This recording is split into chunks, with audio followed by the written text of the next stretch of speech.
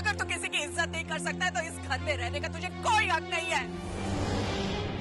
लेकिन अकी एक बात तुम याद रखना, इस बार मुझसे कोई उम्मीद मत रखना तुम, क्योंकि मुझे अपने पति का साथ तुमसे ज्यादा प्यारा है। युगांक, देवराज चौधरी के अलावा तो विक्रम साहब का कोई दुश्मन नहीं था, फिर समझ में नहीं आता कि हमला किसने करवाया होगा। ये काम देवराज चौधरी का नहीं है, क्योंकि हमलावर ने गोली मुझ पर नहीं, शकुंतला पर चलाई थी। नहीं खान, वो हमारा दुश्मन था लेकिन आज नहीं है। फिर भी लोग यही समझते हैं कि यह हमला हम ही ने करवाया है, इसलिए तुम्हें असली हमलावर को ढूंढना होगा। आप किसी का खून करवाना चाहते हैं? हाँ राणा, बोलो, क्या हमारा ये काम हो सकता है? लेकिन युवान साहब, पहले आप ये बताइए कि खून किसका करवाना है।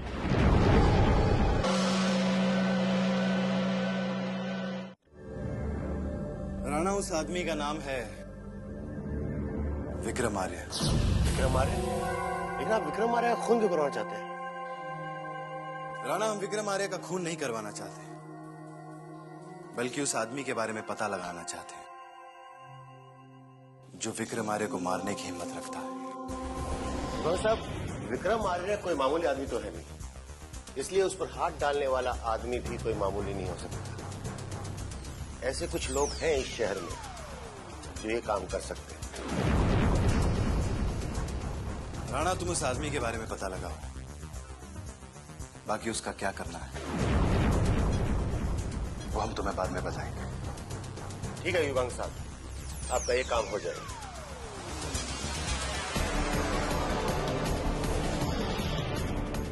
अवंतिका, अगर राणा उस हथियार तक पहुंच गया तो उसके चलाने वाले हाथ तक पहुंचना हमारे लिए ज्यादा मुश्किल नहीं होगा।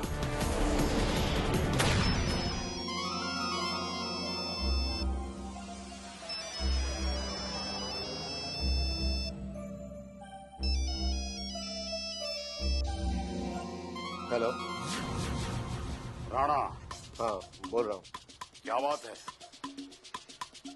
पार्टी बदल दी है क्या? धंधा छोड़ के पुलिस के मुखबिर बन गए हो? कौन बोल रहा है? वही जिसकी तुझे तलाश है, जिसके लिए तूने पूरे अंडरवर्ल्ड में रेड कॉर्नर नोटिस निकाल रखा है। पीटर नाम है मेरा। पीटर? तो तूने विक्रम आर्य पर गोली चलाई? क्या करता बॉस, धंधा है, करना पड़ता है। मुझे तेरे धंधे से कोई प्रॉब्लम नहीं, मुझे सिर्फ उस आदमी का नाम चाहिए जिसने तुझे विक्रम आर्य की सुपारी दी थी। क्या बच्चों जैसी बात कर रहा है? तू अपने धंधे का उसूल अच्छी तरह से जानता है। अपन क्लाइंट का नाम नहीं बताते। जानता हूं, और यह भी जानता हूं कि अपने धंधे में कोई क्लाइंट के लिए अपनी जान नहीं देता। अच्छा,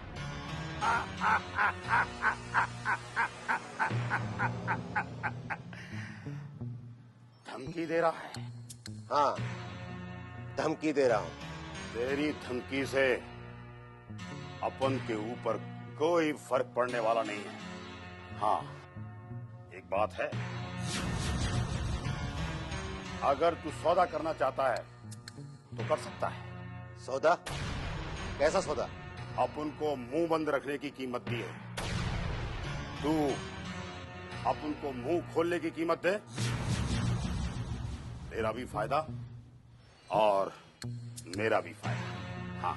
क्या कीमत चाहिए तुझे? आधा खोखा। ज्यादा है, बहुत बड़ी कीमत मांगी है तूने।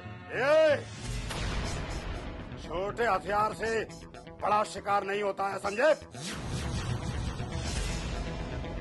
अगर सौदा मंजूर है तो हाँ बोल, वरना फोन काट। ठीक है, लेकिन पहले मुझे अपने क्लाइंट से बात करनी होगी। बांधा नहीं, अगर सौदा मंजूर हो तो इसी नंबर पर फोन कर देना। कैश पहुंच जाएगा तो तुझे नाम भी मिल जाएगा। कब, कहां, कैसे, ये सब अपन बाद में बताएगा।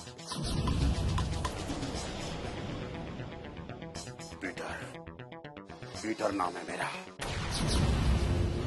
पीटर।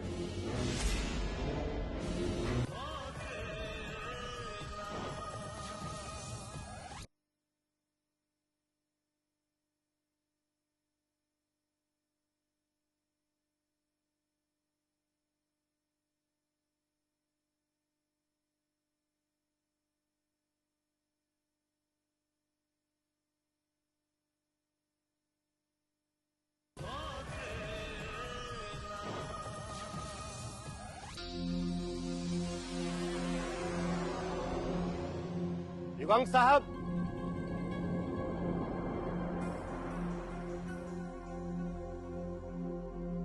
राणा, तुम्हारे चेहरे की चमक ये बता रही है कि तुम अपने काम में कामयाब होकर लौटे हो। जी हाँ युगांक साहब, मैंने उस आदमी के बारे में पता लगा लिया है जिसने विक्रम साहब पर गोली चलाई थी। राणा, कौन है वो और उसकी विक्रम साहब से क्या दुश्मनी? पीटर, पीटर नाम है उसका। उसकी विक्रम साहब से कोई दुश्मनी नहीं है।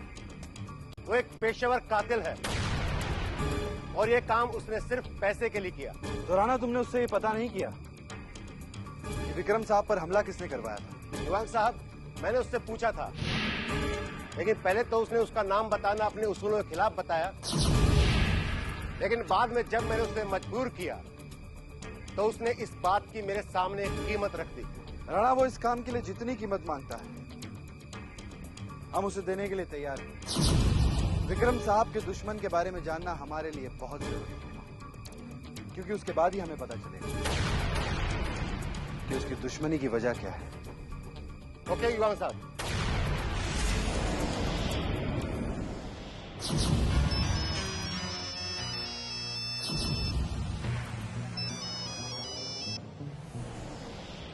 हेलो राणा, मुझे मालूम था तू अपन को फोन जरूर करेगा। कैश रेडी है? हाँ, नाम बोल। इतना उतावलापन अच्छा नहीं है राणा। कैश लेकर आ, नाम मिल जाएगा। कहाँ? Mud island, Bangla number 40, I mean 40।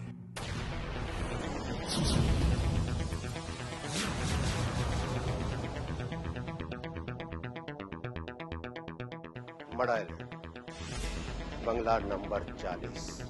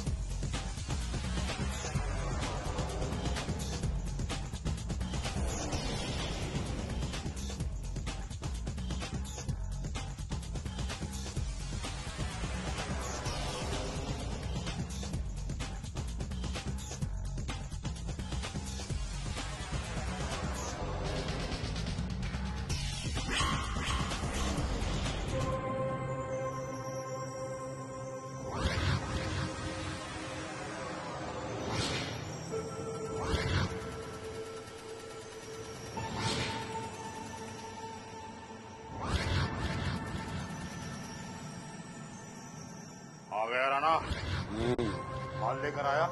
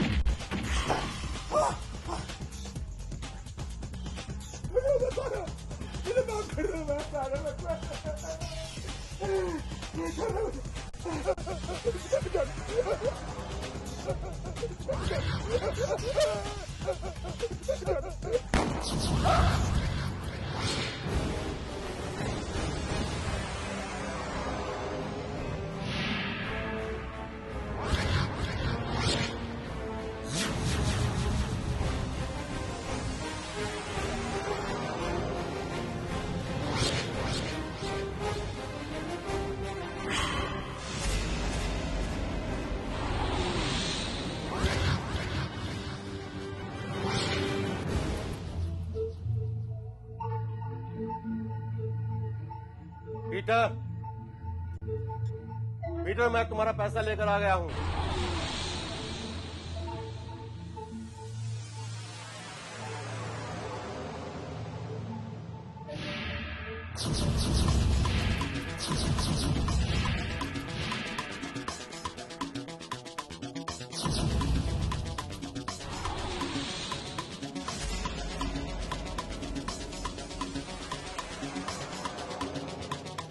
लगता है मेरे आने से पहले किसी ने इसका खेल खत्म कर दिया।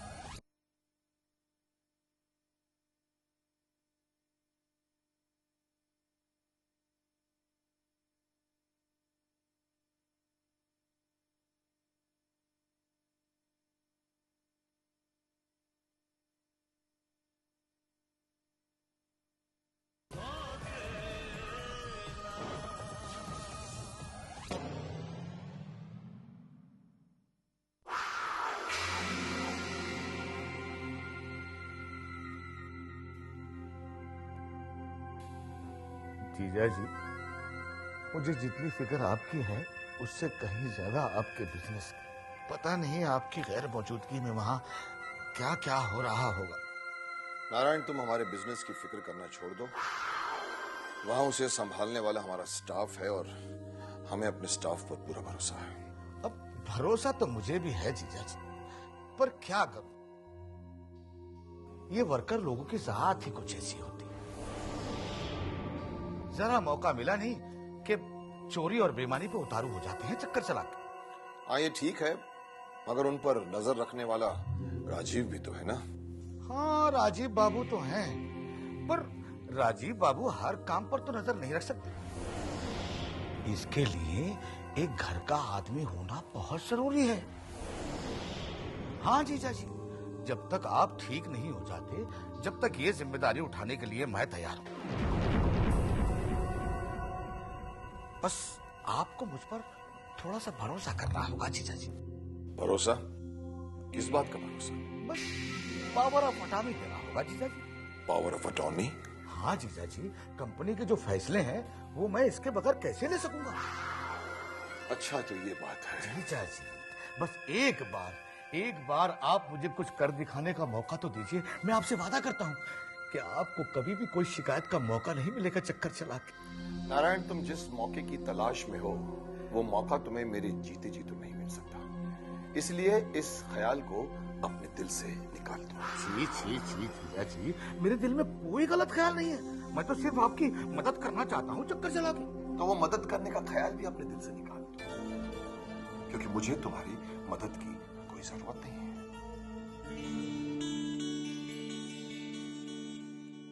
Good evening sir. आओ राजीव। Thank you. कहो, कैसे चल रहा है ऑफिस?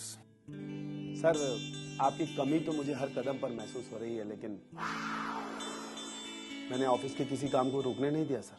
हमें तुमसे यही उम्मीद थी राजीव, और हमें खुशी है कि तुम अपना काम बखूबी से निभा रहे हो। सर, ये तो मेरे लिए खुशी की बात है जो आप मुझे इस लायक समझते हैं। सर, उस आदमी के बारे में पता चला जिसने आप पर अटैक किया था? अभी तो नहीं राजीव, लेकिन पुलिस को कुछ सुराग मिले हैं और मुझे यकीन है कि पुलिस जल्द उस तक पहुंच जाएगी।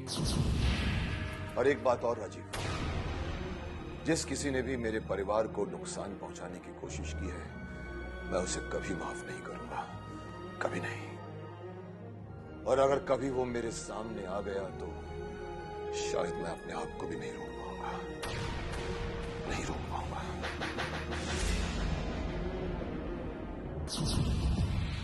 हाँ खान, बोलो। चौधरी साहब, बंगारवाड़ी के तालाब के पास एक अनजान आदमी की लाश मिली है। खान, हमने तुम्हें शहर की लावारिस लाशें ढूंढने का काम नहीं सौंपा था। जानता हूं चौधरी साहब, लेकिन ये वही आदमी था जिसने विक्रम आलिया पर गोली चलाई थी।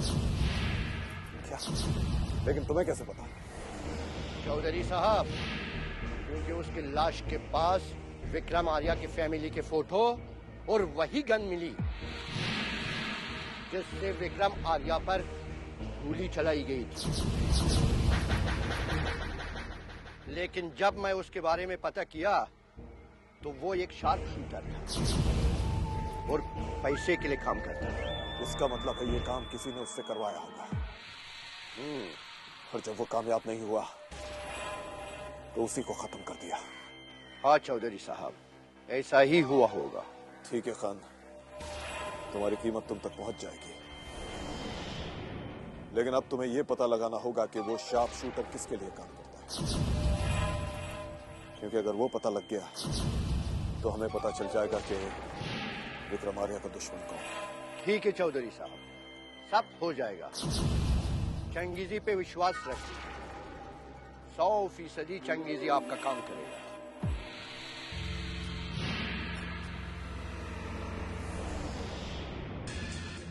इसका मतलब है कि विक्रम आर्या का दुश्मन खतरनाक होने के साथ साथ चालाक भी है, इसीलिए उसने उस सबूत को ही खत्म कर दिया जो कभी उसे पकड़वा सकता था। लेकिन वो चालाक इंसान वो कौन सकता है?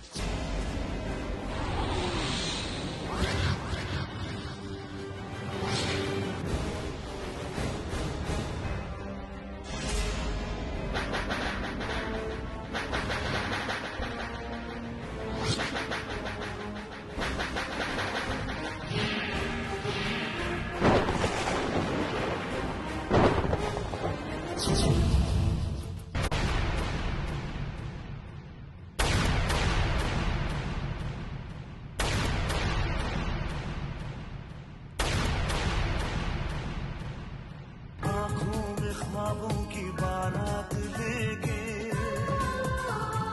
होठों पे गीतों की सौगात लेके, दिल में मोहब्बत के जज्बात लेके आया था कितनी खुशी साथ लेके। ख्वाब टूट गए, गीत रूठ गए, ख्वाब टूटे यूं गीत रूठे, ये खेल किसने खेला? सौतेला सौतेला।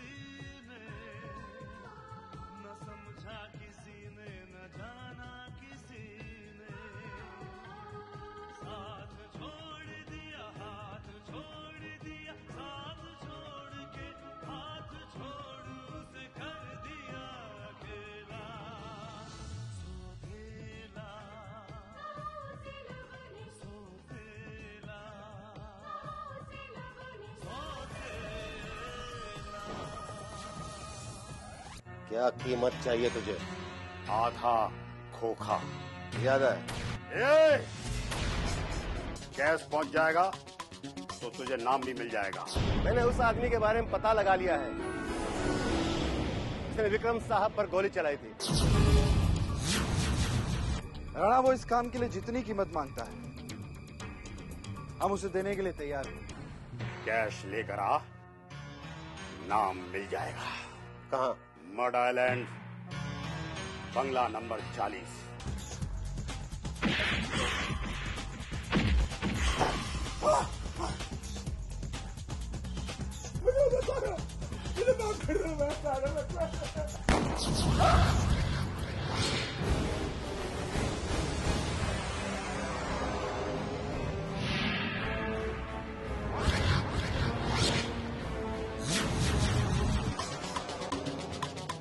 लगता है मेरे आने से पहले किसी ने इसका खेल खत्म कर दिया। सर, उस आदमी के बारे में पता चला जिसने आप पर अटैक किया था? अभी तो नहीं राजीव, लेकिन पुलिस को कुछ सुराग मिले हैं और मुझे यकीन है कि पुलिस जल्द उस तक पहुंच जाएगी। बंगारवाड़ी के तालाब के पास एक अनजान आदमी की लाश मिली है। इसका मतलब है कि विक्रम आर्या का दुश्मन खतरनाक होने के साथ साथ चालाक भी है। लेकिन वो चालाक इंसान वो कौन सकता है?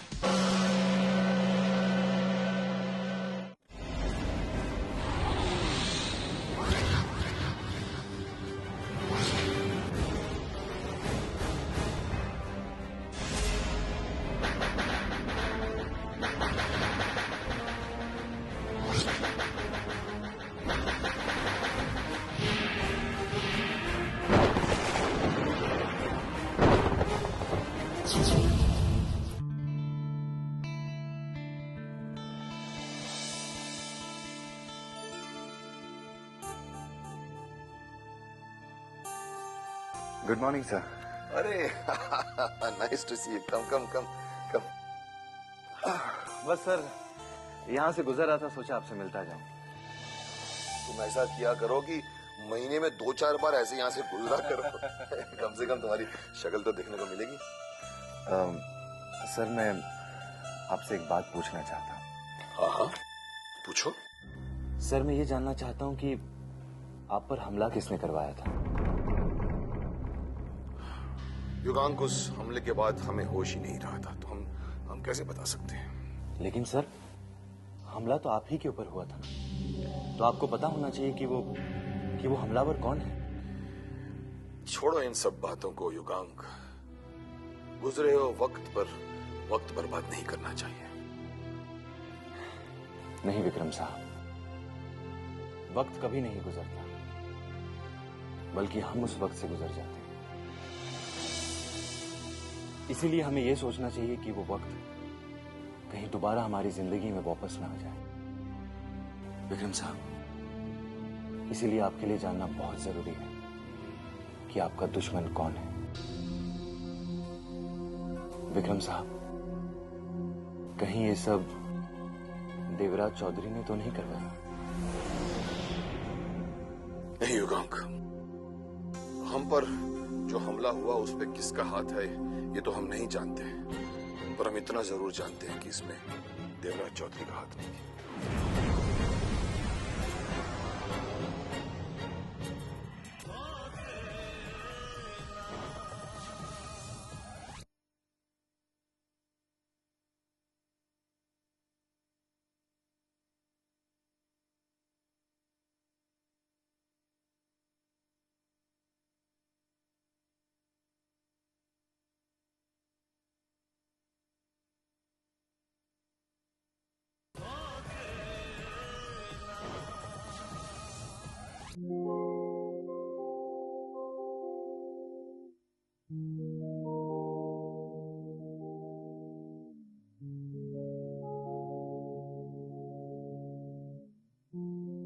डैड, मैं आपसे एक बात करना चाहता हूँ। आप पूछो, क्या बात है?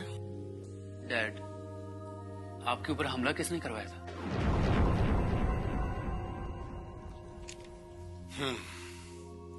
तो अभी तक तुम्हारे दिमाग में वही बात बैठी हुई है? डैड, जब तक आप मुझे ये नहीं बताएंगे कि आप पर हमला किसने करवाया था, मुझे सुकून नहीं मिलेगा। क्या तुम्हारे लिए ये सुकून की बात नहीं है कि हम तुम्हारे सामने बैठे हैं? कैसी बातें कर रहे हैं डैड? इसी बात की तो मुझे खुशी है, लेकिन मैं उस इंसान का नाम जानना चाहता हूँ जो हमारी खुशियों को गम में बदल देना चाहता था। हाँ डैड, भाई बिल्कुल ठीक कह रहा है डैड। आज आपको हमें अपने दुश्मन का नाम बताना ही होगा डैड। विशेष मेरा कोई दुश्मन नहीं है। नहीं डैड, अगर आपका कोई दुश्मन नहीं होता तो फिर आप पर कोई हमला भी नहीं करता। आपका एक दुश्मन है और मैं जानता हूं उसका नाम। तो तुम उसका नाम जानते हो? मैं ही नहीं डैड, सब जानते हैं। आप पर देवराज चौधरी ने हमला करवाया था। नहीं विशेष, हम पर वो हमला देवराज चौधरी ने नहीं करवाया था। नहीं डैड, विशेष ठीक कह रहे हैं। आप पे हमला देवराज चौधरी नहीं करवाया होगा, और आप उसका नाम ना लेते हुए उसे बचाने की कोशिश कर रहे हैं। और क्यों कर रहे हैं ये भी हम अच्छी तरह से जानते हैं। शुभम, तुम अच्छी तरह से जानते हो कि हम कभी झूठ नहीं बोलते। हाँ डैड, मैं ये जानता हूं कि आप कभी झूठ नहीं बोलते, लेकिन मैं यह भी जानता हूं कि आप एक सच को छुपा रहे हैं। शुभम, हम कोई सच नहीं छुपा रहे, और सच ये है कि वो हमला हम पर देवराज चौधरी ने नहीं करवाया था। नहीं डैड, आपका सिर्फ एक ही दुश्मन है और वो है देवराज चौधरी। इसलिए आप पर वो गोली भी देवराज चौधरी ने चलवाई थी। विशेष, अगर वो गोली हम पर चलाई गई होती ना तो हम भी देवराज चौधरी का ही नाम लेते, मगर वो गोली हम पर नहीं चलाई गई थी। क्या? अगर वो गोली आप पर नहीं चलाई गई थी तो फिर? विशेष, वो गोली तुम्हारी मां पर चलाई गई थी।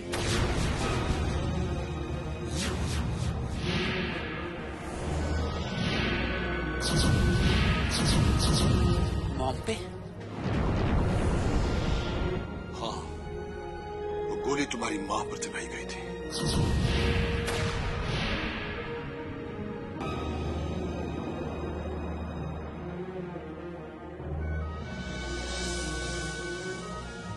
ये तो अच्छा हुआ कि मैंने हमलावर को देख लिया और मैं शकुंतला के आगे आ गया।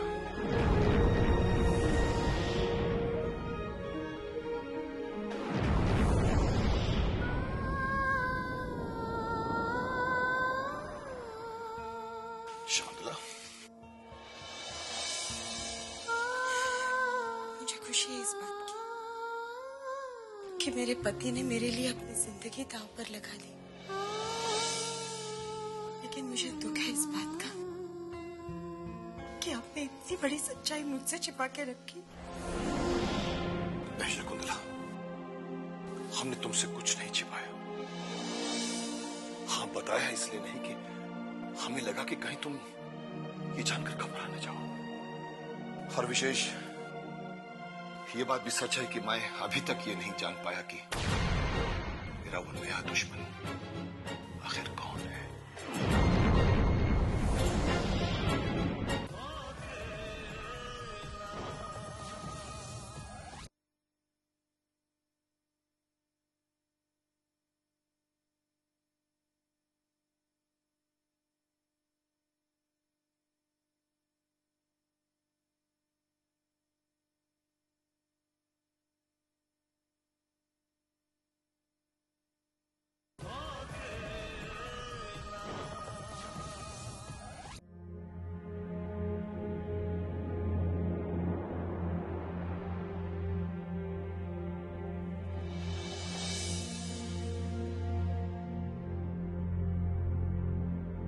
डैड,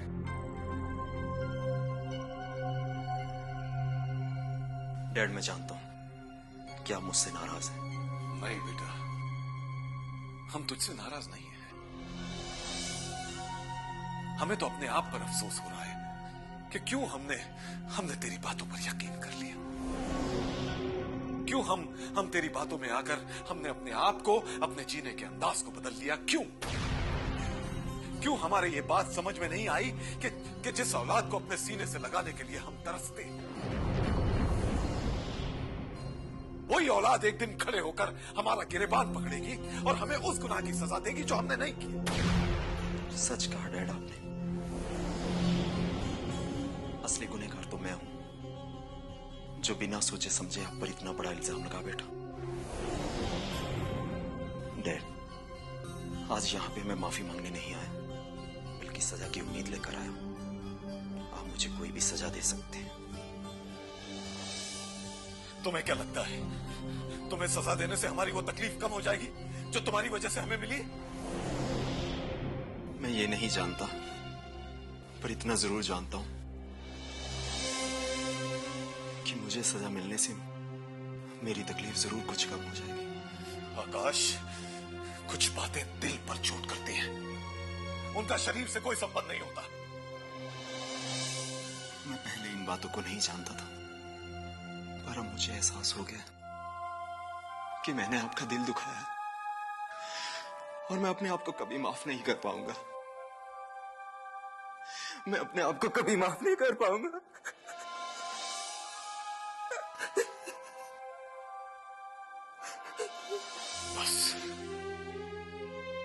बस आकाश, चुप हो जा, चुप हो जा मेरे बच्चे। अगर तुझे अपनी गलती का एहसास हो गया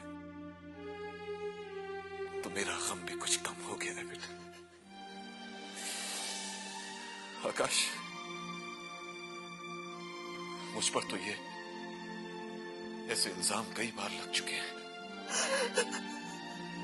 हमें तुम्हारी बातों का अफसोस इसलिए हुआ क्योंकि जो जख्म अपनों से मिलते हैं उनसे तकलीफ कुछ ज्यादा होती है। बस चुप हो जा मेरे बच्चे।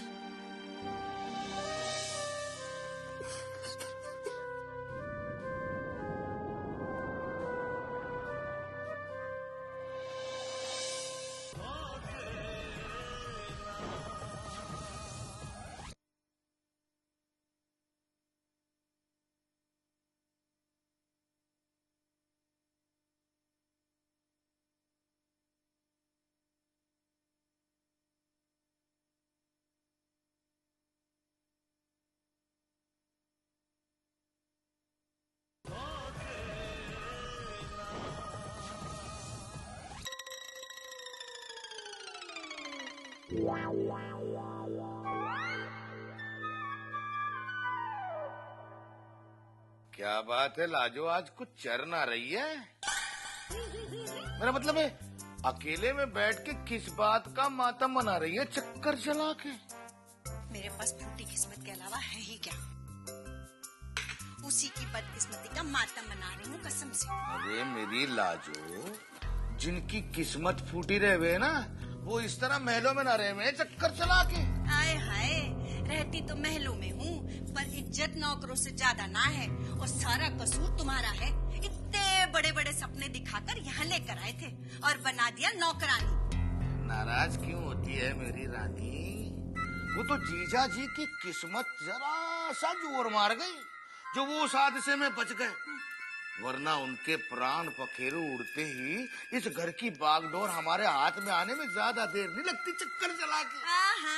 हाँ, जे ना भूलो कि जीजा जी की वजह से ही हम इस घर में रह रहे हैं। जे उनको कुछ हो गया ना तो जीजी धक्के मार के घर से बाहर निकाल देगी कसम से। वाह वाह वाह मेरी लाजो वाह, जीजा जी की लटों ने तुझ पे भी जादू कर दिया है जो उनके नाम की बंसुरी बजा रही है।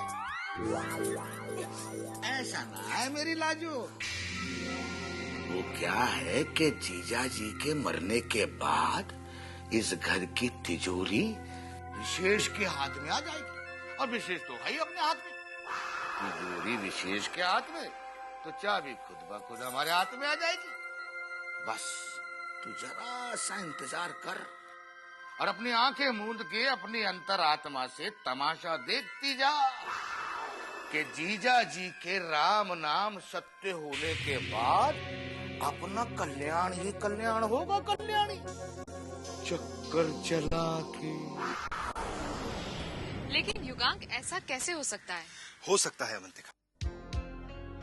विक्रम साहब ने मुझे बताया कि उन पर हमला देवराज चौधरी ने नहीं करवाया था। अवंतिका, इससे हमारी परेशानी खत्म नहीं हुई, बल्कि और बढ़ गई। क्योंकि अगर कोई सामने से वार करता है तो बचना आसान हो सकता है, लेकिन अगर कोई पीठ पीछे वार करता है तो वो दुश्मन बहुत खतरनाक होता है। लेकिन युगांक, जब विक्रम साहब खुद ही ये कह चुके हैं कि उनका कोई दुश्मन नहीं है, तो फिर हम क्या कह सकते हैं?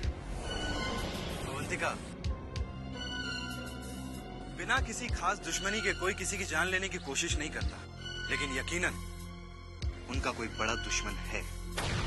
लेकिन सवाल फिर वहीं पर आके खड़ा हो जाता है कि आखिर ये दुश्मन है कौन जो उनकी जान लेना चाहता है?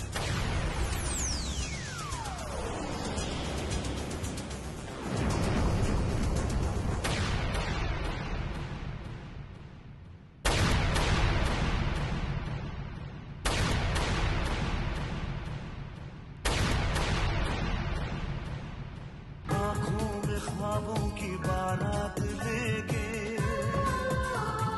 होठों पे गीतों की सौगात लेके, दिल में मोहब्बत के जज्बात ले